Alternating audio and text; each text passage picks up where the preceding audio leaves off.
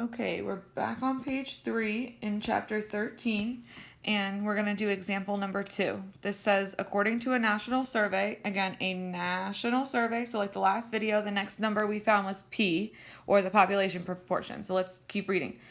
62% of adults have sought care for neck or back pain. So right now, they're telling me that P is equal to 0.62. If we randomly survey 250 adults, so the whole number provided is going to be our N, what is the probability more than 70% of them are going to seek care for neck or back pain? So this is going to be where I'm being told to use the normal CDF function, okay, probability. So first we need to find our normal model just like in example 1.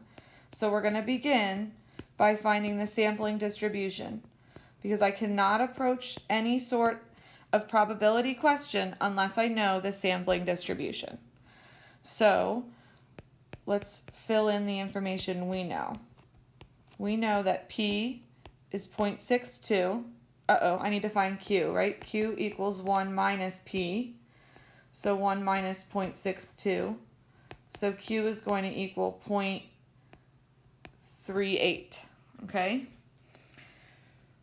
so now that we know that, we can go into our parentheses. 0.62 times 0.38. All of this is under the square root divided by the 250 adults that we surveyed. And I'm just going to jump down here. This tells me that my normal model is 0.62, and my standard deviation here is 0.0307. Okay. Now, the question here says, what is the probability more than 70% of the sample sought care? So now they're providing me with my lower bound, and it's our job in normal CDF to create our own upper bound. So if our lower bound is 70%, we must convert that into a proportion. Then we use our regular upper bound for when we don't have a value provided. So just a reminder, that's 1E99. Then I put in my mean, 0.62, and my standard deviation that I just created and calculated. From here, I go ahead and I go to my calculator second bars, I select option number 2, and I plug this in.